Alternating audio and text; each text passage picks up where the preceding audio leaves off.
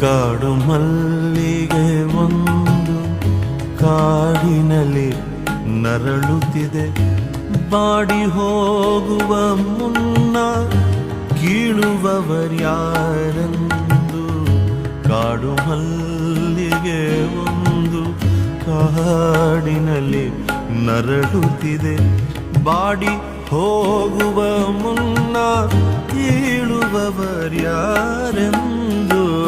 ಕಾಡು ಮಲ್ಲಿಗೆ